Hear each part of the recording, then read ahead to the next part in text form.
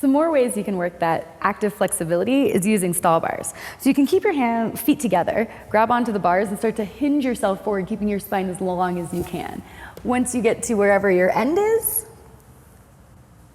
you can hang out and then bring yourself back up. If you feel like you still have range and you trust your grip, you can lean away as you go.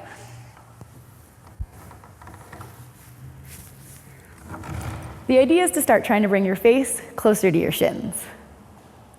You can also work this in a straddle by reaching your hands, this time between your legs, reaching yourself out, and when you feel comfortable, start to lean it away.